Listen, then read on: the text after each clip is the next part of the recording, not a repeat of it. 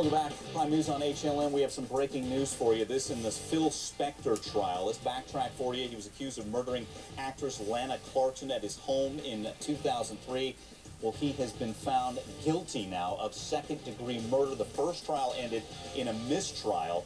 Jurors were deadlocked 10-2 in favor of a guilty verdict. That was back in 2007. So now, trial number 2, Phil Spector has been convicted of second-degree murder. There he is. Again, Phil Spector created the Wall of Sound style producing. He's produced for the Crystals, the Beatles, Ike and Tina Turner, and so forth. But again, Phil Spector found guilty of second-degree murder in the death of actress Lana Clarkson.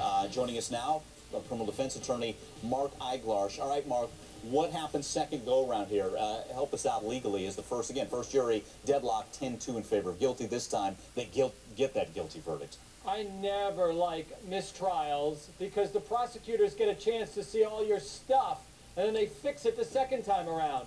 The presumption was in favor of guilt. It was actually 11-1, and at the 11th hour, they got the other one to come over to 2. So 10 people believed beyond a reasonable doubt that he should be found guilty. You go the second time around, you change lawyers. He only has one lawyer with him because there was a lot of fighting amongst the first lawyers. Lots of statements that flowed from his lips. And ultimately, with the forensics, they found him guilty. Okay, so so things stacked up against him for the second go-around. What was the defense's argument here? That she did it herself, right? That's right. It was an accidental shooting. She shot herself. This was suicide, and all the forensic evidence was consistent with that, they alleged, obviously unsuccessfully, that there was blood on him because he was so close to her when she pulled the trigger to kill herself. Okay.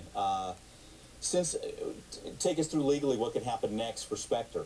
Does he go after appeal? Appeal. That's exactly what's going to happen. And there are some issues here. The judge let in 5 women to testify about incidents in the past where he used a gun against them. Now, he wasn't charged with those incidents, so obviously this is something the prosecutors wanted in, and it may be an appellate issue. Okay. Well, let's start real quick on that front. He was described as a guy who would threaten people with guns, obsessive. I mean, does that all add into the jury, or do you think forensics told the tale on this one? Both, Mike. I think that the stories of him pointing the weapon at 5 different women, apparently there were 14 incidents alleged where he had done something like that, and the judge only let in 5.